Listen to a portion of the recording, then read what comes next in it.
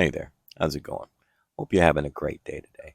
But as we can see from my Pakistani mulberry, it is not having a great day. So what I want to do is actually show you my process of elimination that I go through when it comes to diagnosing a plant. Reason being is because the plant's struggling.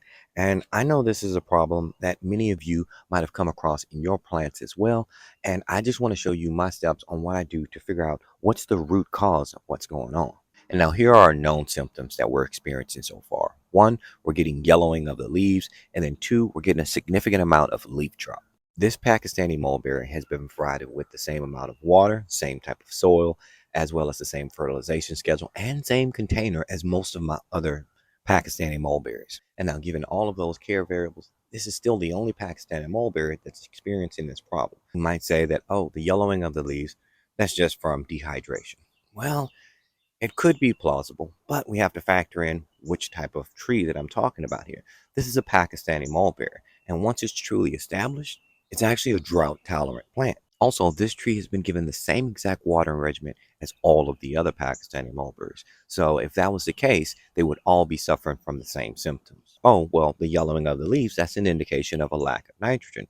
True, but again, all of the other Pakistani mulberries have been given the same fertilization schedules as this one. So given what we know, I'm going to say now it's time to look below the soil line so we see if we can get to the root cause of the problem. Looking at this root system, it actually doesn't appear to be unhealthy. Now, let's give it a quick smell test because that's one thing I like to do. But I don't see any blackening or rotting of the roots. But let's smell. No, those appear to be fairly healthy roots.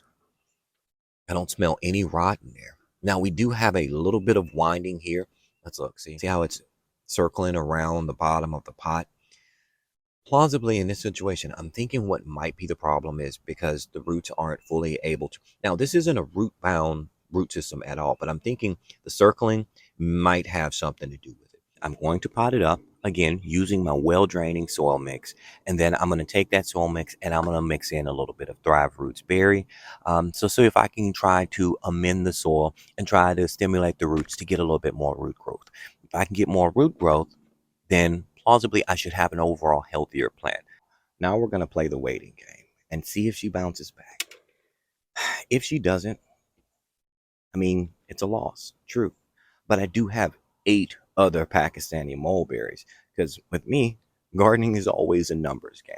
So if you want to know more about this Pakistani mulberry and see if she bounces back, check with me in a couple of weeks to see how she does.